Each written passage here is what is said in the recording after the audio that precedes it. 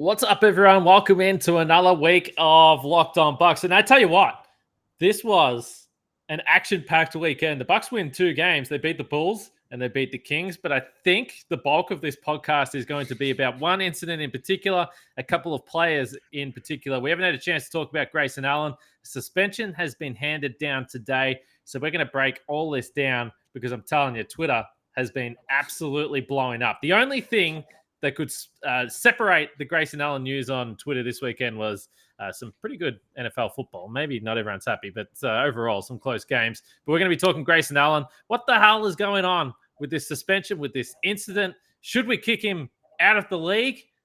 Let's get into it.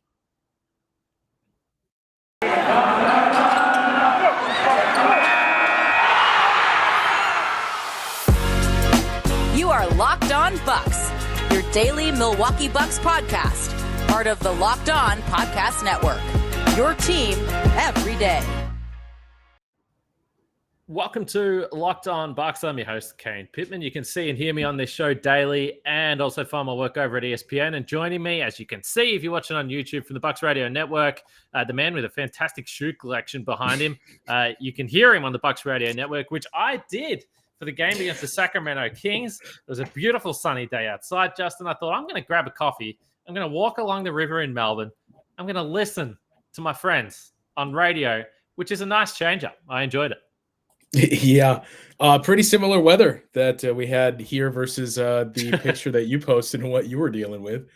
Yeah, Celsius and Fahrenheit, same numbers. Perhaps doesn't quite feel the same. But hey, speaking of feeling the same, I was watching this Bulls game on the weekend, and I tell you what, Chicago fans traveled. What would you say was the makeup?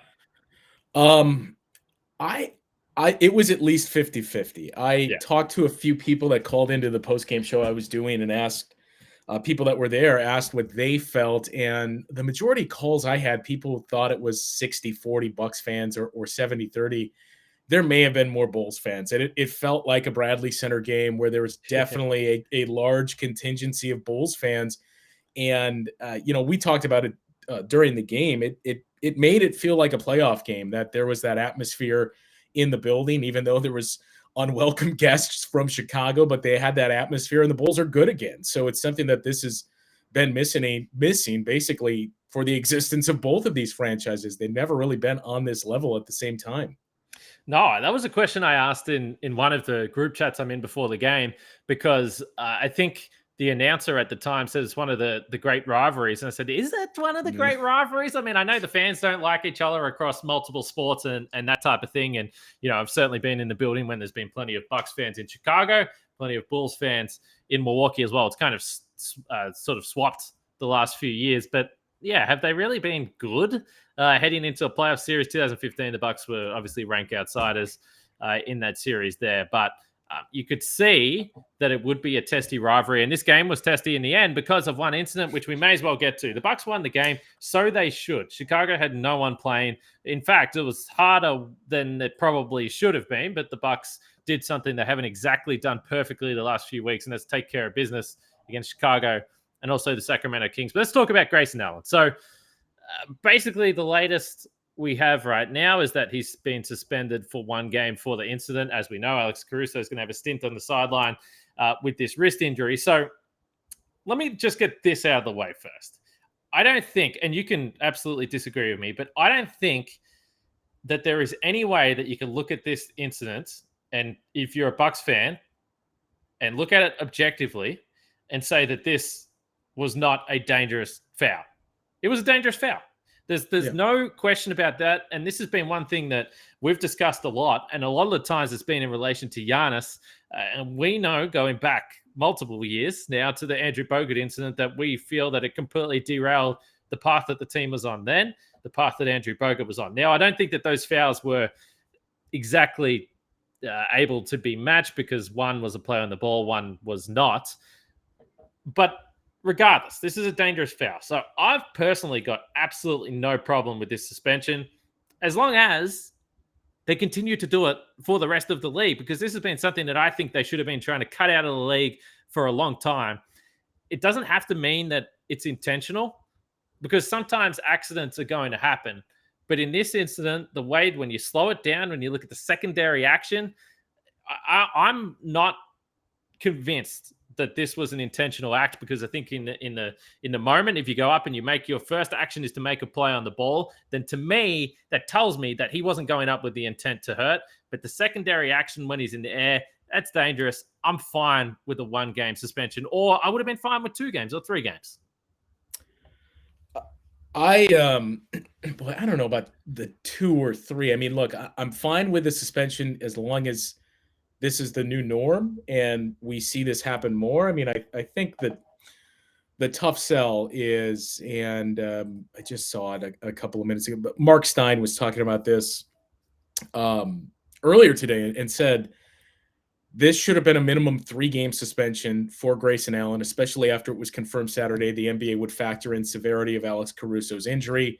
A mild sanction like this is already sparking surprise from various teams observing from afar. And then you had, with that tweet, a lot of Bucks fans obviously chiming in of, what are you basing this off of, that it should have been at least 3 games? Because I think, look, you give him 1 game, I guess I'm fine with that. But look, and Mark Stein points this out in a subsequent tweet as well, that what you're going to compare it to if we're talking about length of suspensions is, well, Nikola Jokic got 1 game for blindsiding Markieff Morris, and he still hasn't returned to play, by the way. Nikola Jokic gets 1 game, and Grayson Allen gets the same amount of punishment for that same thing, when Nikola Jokic's move was a non-basketball move and total retaliation. So that's where I would take the issue with the 1-game suspension. If this does become the new way that they police things and say, when this happens, you're going to receive a suspension, and if a player is injured, the suspension is going to be even longer, then I'm fine with that, under the assumption that this is what's going to carry through from here on out. And I would assume where you would see this happen the most and suspensions would come down the most would be for basically the Kawhi play. And if you're not giving shooters room to land, those are the plays where you give suspensions, because yes, when you're in the air, it's a dangerous move, but those are plays that, that can end a season as well. So if this becomes something that we see more and more of suspensions being handed down, then I'm perfectly fine with it. And then I would even say, yeah, you could probably, I guess, give him more than 1 game. I'm just not sure that's going to happen. And I think a lot of this had to do with the Bulls from the start, and Billy Donovan, as soon as the game ended, was very outspoken about this. Alex Caruso said the same as well, that they wanted him to be suspended, and the Bulls were really pounding this drum early. I don't think he gets suspended if that doesn't happen. If the Bulls just made comments of, it's unfortunate, we'd rather not see a play like this. I mean, I know there was no intent, but it's still something that we really shouldn't have in our game, I don't think he's suspended. But because Billy Donovan came out and basically said Grayson Allen was a dirty player in college, and again, the connections there that aren't even true, that Grayson Allen has a history of this. He had a history of tripping guys at Duke. He's done nothing like this. He hasn't had any flagrant fouls other than Summer League at the NBA level. But because of those comments after the game, I think that's what got him the suspension. So there's no doubt in my mind, no doubt that the league was peer pressured into this suspension. You're right. There's no way he would have been suspended, and there's no way if it wasn't Grayson Allen and it was another player. And you're also right. He doesn't have a history of these types of plays. Again, to me, dangerous play, yes. Intentional, I don't think so. And we've had a couple of days to look at this. I've looked at it. I said, okay, do I think that this was a conscious decision to go up and block a shot? Do I think that maybe he was frustrated? I don't know. All those things are hard. But in that moment, it's hard for me to look at that foul and say, yeah, I think he was going up to slam him into the ground. That doesn't make sense to me. It doesn't look like that was his first action when he went up there. And then was there something that happened in the air in a split second that you slow it down? You say, okay, this is how I'm going to view it now. Maybe. But when I say that I think that I would have been fine with a 2 or 3 game suspension, that's based on the fact that if the league is going to continue to dish out these suspensions. So it's not a one-off for Grayson Allen, because I do think that if you're talking about these fouls where guys are in midair, this is one thing that the league can do to protect the players a little bit more. And the only way you're going to stamp it out is if you do start to suspend players for these types of actions. Again, sometimes it's going to be a blurred line, whether the player meant it or it was an accident, because sometimes accidents do happen. But similar to when players are sliding under guys when they're in the air and trying to draw charges, that's another dangerous play that the league should be cutting out. But there's no doubt the league was peer pressured into this. It's been a really weird couple of days in terms of some of the media coverage about it as well. And it happened. I was watching the ESPN broadcast. It happened on the ESPN broadcast as well, with the kind of the character stuff with Grayson Allen, which to me is someone that could not care less about college basketball, could not care less about Duke. So I've got no, preconceived opinions or ideas about Grayson Allen. I couldn't give a stuff about that. But when I look at the incidents in the last couple of days, I've done a lot of reading to say, okay, well, what has he done since he's got to the NBA? And for the most part, all I can read is that there's been a few incidents that I think most people have accepted that this was overblown because it was Grayson Allen, of some of the stuff that, let's be honest, was lousy in college, but it was a long time ago. So it's been very weird coverage the last couple of days. But I want to talk about True Bill before we keep going, Justin, because if you have a subscription that you've forgotten about, you could be paying a lot of money. And we've all been in this situation before. I've been in this situation as recently as last week. Streaming service. In it. Yeah, exactly right. I mean, how many streaming services are there? That you can't find one show without needing to subscribe somewhere else. It's ridiculous. Yeah. It's impossible to find a show that you want to watch. But True Bill is a new app that helps you identify and stop paying for subscriptions you don't need, want, or simply forgot about. On average, people save up to $720 per year with True Bill because companies make subscriptions hard to cancel. True Bill makes it incredibly simple. Just link your accounts and True Bill will cancel your unwanted subscriptions in one tap. It can save you, seriously, hundreds and hundreds and hundreds of dollars. True Bill has over 2 million users, and it's helped save them over $100 million so far. That's a fair bit of cash. So don't fall for subscription scams. Start canceling today at truebill.com/lockedonnba. Go right now, truebill.com/lockedonnba. It could save you thousands a year. That's truebill.com/lockedonnba. And the beauty of having all this extra cash lying around is you can just go straight to built.com and buy all the Built bars you need. And we had a listener the other day. I don't have the tweet up. Listens to Locked On Bucks. Listens to Locked On Packers. Justin, you saw it. I did. The people are out there. They're buying the Built bars. We haven't got confirmation yet on whether or not this listener was into the coconut. Guys, no, it's my favorite flavor, Justin. Yeah, I was going to say I'm waiting to hear back the report on whether or not they are Team Coconut or siding with me. But it's starting to catch on. More and more people. Saw a couple of people on social media, not just the tweet, that I see you tagged in a lot of these too, when people get their shipment of Built bars. So the word is starting to spread. There's no doubt. And they're delicious. That's why. They're covered in 100% real chocolate, and they're good for you. They're healthy. Only 130 calories, 4 grams of sugar, 4 net carbs, 17 grams of protein. You compare that to any other candy bar on the market, you're talking double the calories, much more sugar, just not good for you. Built bar is good for you, which is the best part about it. Just go to built.com, use the promo code LOCKED15, and you'll get 15% off your order. Use promo code LOCKED15 for 15% off your order at built.com. Keep an eye out for a trade deadline show. We are so close to the trade deadline, which is absolutely ridiculous. But as we have in previous years, we have a trade deadline show that takes you right through the deadline there. So keep an eye on that. You'll be able to catch it on YouTube, which will be a lot of fun. You don't have to go with the usual, the TV stuff. Stick with Locked On. They'll take care of you there. One other thing that you brought up that I find interesting as we continue the chat with Grayson Allen, about Grayson Allen. I've always had a problem with incidents or punishments being discussed like it should matter the severity of the injury. I don't like that. Yeah. Because you see these types of fouls all the time. And we're supposed to say that it's not a dangerous play, or no, it's fine because the player was incredibly lucky that he didn't land on his arm or he didn't land on his head or whatever it may be. I think you're asking that he's Giannis and he's impervious to injury. Well, they're stronger players. Yeah. Because that was very, very relevant in this foul as well. Like Caruso's a little fella. Yeah. And that impacts how he fell. That impacts how he was moved in the air, because you're right. There's been clips out there on Twitter, and the amount of fouls that are incredibly dangerous that Giannis just works through because he's so strong. Because, knock on wood, to this point, he hasn't had a serious injury on one of those fouls. But that's just luck.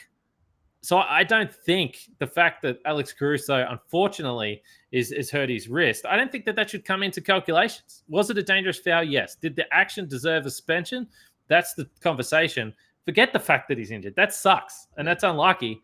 But we can't be determining how we punish people based on a guy being unlucky or a guy being lucky. Yeah, I mean, I just don't want the precedent that you only receive suspensions when the player gets injured because, to your point, I mean, you can have plays that are just as dangerous and even more dirty where there is no injury, but it's on a big man or it's on a player that it just, lands correctly and doesn't suffer an injury that warrant the suspension. So I don't want that to be the precedent. Just the whole thing and the whole 24 hours was just so bizarre because I remember seeing the report Saturday on the way to the game for the Bucks and the Kings that Alex Caruso was going to have surgery. And we had a group text going with myself and Dave and Ben of the broadcast about, holy cow, did you see this? And immediately all three of us at the same time were like, wait a minute. He finished the game though. Like he still played. So he played well with a broken wrist. Yeah. And he played well and he made some big moments in that game. So the whole thing was just weird of like, you see that and you think he came back in the game, right? And he clearly had to have some type of discomfort. And look, it doesn't take away from the fact that I agree with you. It was a dangerous play. I don't think it was an intentionally dirty play. We've gone over that, but it's still a dangerous play. I don't want to see it done to any players of the Bucks. I don't want to see any players of the Bucks doing it. So it's one where you hope Grayson Allen, he sees that and he's, going forward, I'm going to do this differently and I'm not going to do it. Especially watching the replay and seeing, Pat Connaughton was in position to challenge that play and Grayson Allen comes out of nowhere to do that. So maybe and hopefully this means another player like Grayson Allen will say, okay, I remember what happened to me last time I contested one of those. You just give up the layup or the dunk on those plays because of everything that comes with it.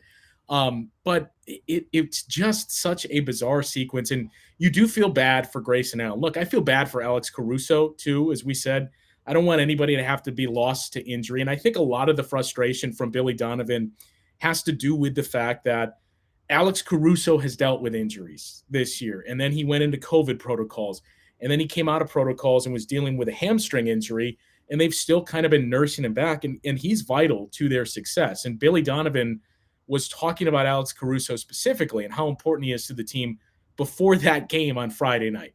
You couple that with the fact that this team is getting hammered by injuries now. This team started incredible, and they've started to have some setbacks because of those injuries. And then you lose the game, and you lose a very winnable game, and you lose a player the way that they did. I think it was just frustration that boiled over for Billy Donovan, for everybody involved. And, for Grayson Allen, it's unfortunate that he just has to wear this. And everything that happened at Duke, everybody's going to hold that against him when we just said there's nothing in terms of his history at the NBA level. There's 2 flagrant fouls in a summer league game, and there's a back and forth that he had with Trae Young a year or two ago. And that's all you can point to. But people are going to cling to, well, he tripped guys at Duke and he broke Alex Caruso's wrist. So Grayson Allen is one of those dirty players. It's unfortunate, but you just kind of have to accept it and move on. And just on the comments from Billy Donovan post-game, I don't have a problem with that either. He's sticking up for his guy, whatever. I don't care. I don't have a problem with the Bucks coming out and doing what they did to the statement. Like, you would expect a team to do that, and you would expect Billy Donovan to do the same. Absolutely. That's exactly right. I was a little bit surprised, and I thought it was kind of shitty that Donovan was bringing up or trying to allude to the fact that he was a dirty player. I thought that was shitty, but clearly at that point in time, they just lost. It's emotional. It's straight after the game. Typically, coaches walk away. They have a bit of time to cool down. They come back, and perhaps they don't really say what they're thinking, because I'm sure that's what he's thinking, which is fine. His guy just got hurt. So I don't really care about Billy Donovan saying that too much. The other media stuff has been strange to me, but Billy Donovan and Bud and all that, whatever, they're saying what you would expect them to say. Additionally, I don't care about the Twitter stuff that Bulls fans are fired up about it, and Bucks fans are defending Grayson Allen or whatever. I don't care, because you're fans. Like, do that. And I guarantee you, if it was a Bucks player that was on the other end of it, it would be the same stuff. So whatever. I don't care about that. That's why I think it's cool for us to sit back here and say, okay, well, it's been 2 days. Can we look at this from a distance now? The suspension's been handed out. What do we think? And that's why I thought it was a perfect time to chat about it now. Well, if the roles were reversed, and if it was Grayson that took the fall and not even got injured, but just took the fall like that. And Alex Caruso followed him. I mean, we've been around Bud enough that you can basically replicate what we assume he would say after the game. And like, hey, we respect the hustle, great player, but it play like that, there's no room for that in the game, and it's unfortunate. So the way Billy Donovan stuck up for his player, I have no problem with. The Bucks basically did the same thing with their statement earlier today to Grayson Allen suspension. I'm with you, where the only thing I would bristle at is to say he has a history of doing things like this when he doesn't at the NBA level. Like it's tough to hold those things against a guy when we're talking about an 18, 19-year-old kid in college doing those things versus a professional player at the NBA level with no history of doing that here. Yeah, and again, like I was very aware of those incidents as they were happening when he was at college. But again, I don't care about Duke. Like, I don't hate Duke. I don't hate the college basketball stuff is irrelevant to me. I can look at the incident and say, okay, was that pretty shitty behavior by Grayson Allen as a college kid? Yes, but he's also addressed that. I guess the last thing I would ask you about is we had this discussion, everybody involved in the broadcast the other day, and I'm curious what you think. Is this something that is going to follow Grayson Allen around at the NBA level? And you think a majority of fans are going to view him as, there's that Grayson Allen guy, he's a dirty player? Of course. I've been reading articles all weekend saying that he should be kicked out of the NBA because he's one of the dirtiest players in the league. It's ridiculous. I think there is certainly a large segment of people that we're always going to view him as a dirty player just because they hate Duke and everything that happened at Duke. But right. I also feel like in a couple of weeks, and by the time you get to All-Star break, this is all vanished. And this is no slight against Grayson Allen, but he's not an important enough player for people to care enough about this. Because I would also say, casual NBA fans, tell me what team Grayson Allen plays for. And I don't think a majority could tell you. So in the case of Draymond Green and what happened in the finals, I mean, people hated the Warriors, and Draymond Green is a Hall of Fame player. So it's easier to say, oh yeah, like, let's monitor what this guy is doing. In the case of Grayson Allen, I think you're going to have that audience that was never a fan of his because of the Duke days to begin with. But in a couple of weeks, I think this is all going to blow over. I would bet, though, when the Bucks play the Bulls, it'll be a talking point. Chicago is going to hate Grayson Allen forever. Yeah, whatever. I mean, by the way, I can't remember what account it was. It was one of the Bulls blogs or whatever that were like, Bobby Porter blinked twice. Oh, it was the NBC Bulls Talk account. Okay, first of all, it's pretty sad. You'd have to be pretty sad if you were an NBA player right now playing for the Bucks and saying, yeah, I'll go play for the Bulls. That looks like where I want to play. Come on. You set yourself up for that one. Bobby Porter shut them down, as he should. But speaking of betting, BetOnline.ag would like to wish you a happy betting year as we continue our march to the playoffs and beyond. BetOnline remains the number one spot for all the best sports wagering action for 2022. It's a new year, and there's a new updated desktop and mobile website to sign up today and receive a 50% welcome bonus on your first deposit. Just use the promo code LOCKEDON to get started. From football, basketball, hockey, boxing, UFC, right to your favorite Vegas casino games. Don't wait to take advantage of all the amazing offers available for 2022. BetOnline is the fastest and easiest way to wager on all your favorite sports. That's BetOnline, where the game starts.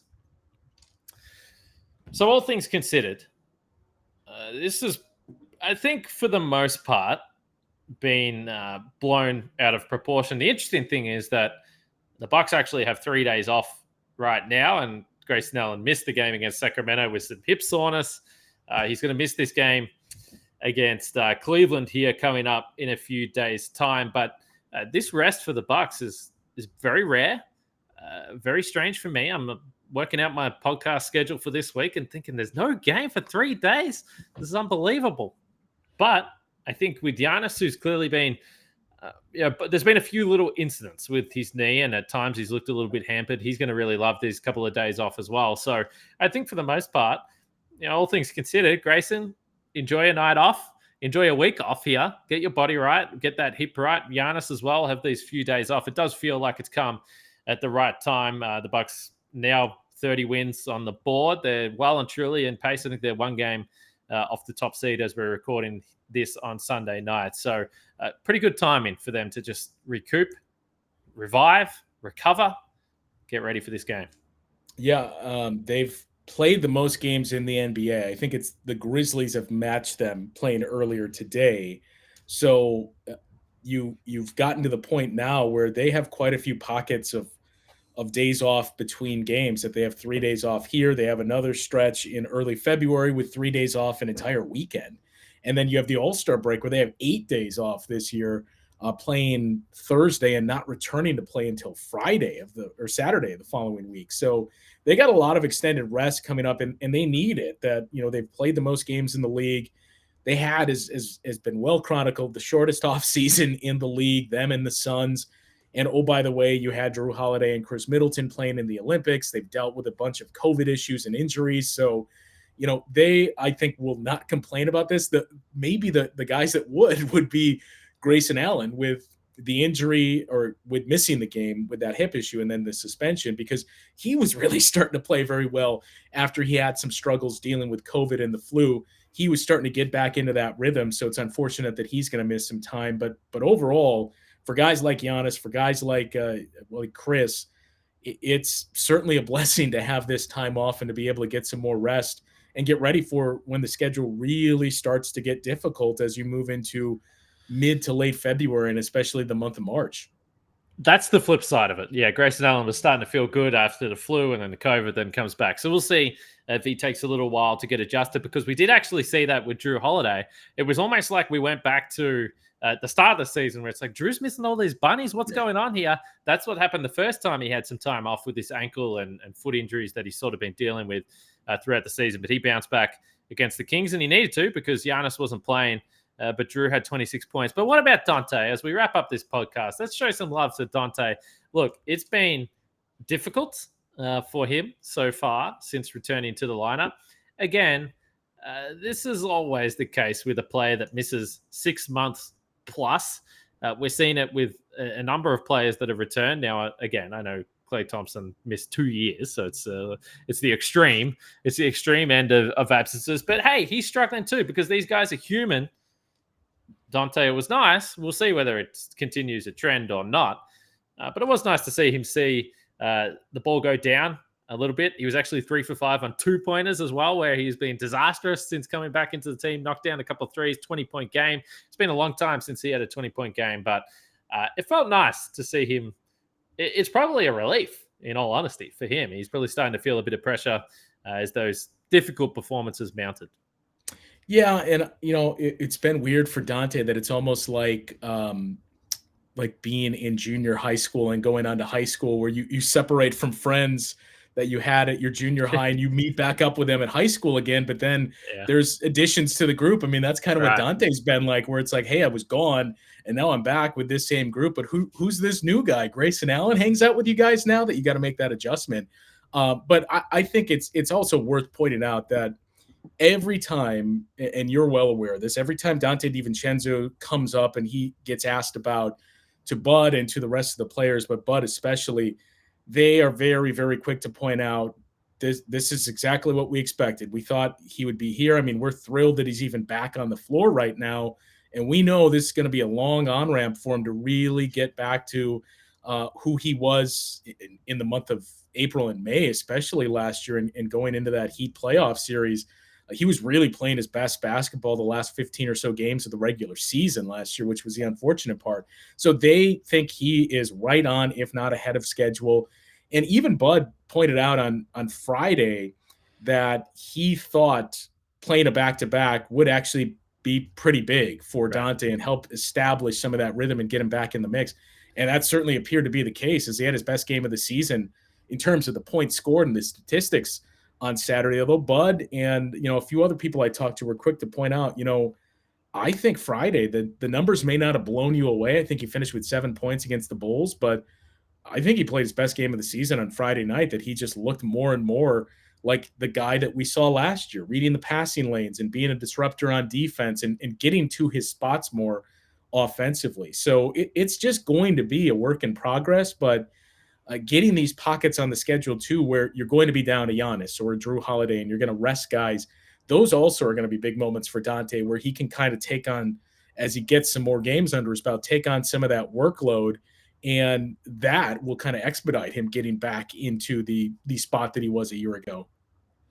I know it's difficult, but sometimes a little bit of patience with these guys, particularly coming off injuries, which I will remind you probably need when Brook Lopez returns as well. Who, by the way, it was great to see him and walking into the building the other night. There was a long time where we didn't see him. We didn't hear from him. He was just away somewhere working on his back. So to at least see him is nice, particularly this early. It's still only January. So we'll see what the timing looks like for Brook Lopez. But we've got another 2 days in the lead up to the Cavs game. So we've got plenty to discuss over the next couple of days. So make sure you check in with us at Locked On Bucks, but also check out the Locked On Bets podcast with your boy Q and handicapping expert Lee Sterling. They'll have you covered with all the betting action you need. If you were, I mentioned it at the top and purposely have avoided the NFL for the purpose of this podcast. But if you were betting on the NFL this weekend, I don't know if it would have been a stressful weekend for you. I feel like it would have been. It was absolutely insane all weekend, the football. But the Locked On Bets podcast will have you covered. So check those guys out. Justin, we had plenty to talk about on this podcast here today. 2 games, hardly touched on them. It was a weird weekend.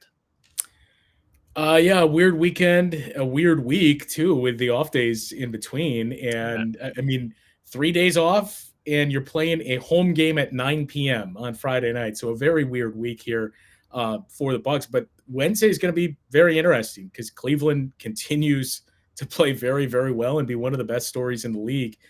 And that Eastern Conference in general, it is just mind-blowing that 1 through 11 is separated by 7 games. And in the West, it's 1 through 4 that's separated by 7 games. It's nuts, but that's why it's important to win the games that you should win. The Bucks did that on the weekend, which we like to see. Like I said, we'll be back through the week, so check in with us and let us know what you think. Do you disagree with me? Do you disagree with Justin? I'm sure there'll be plenty of chat on Twitter, in the YouTube channel after this episode here. But for Justin and myself, we'll leave it there. Catch you guys tomorrow.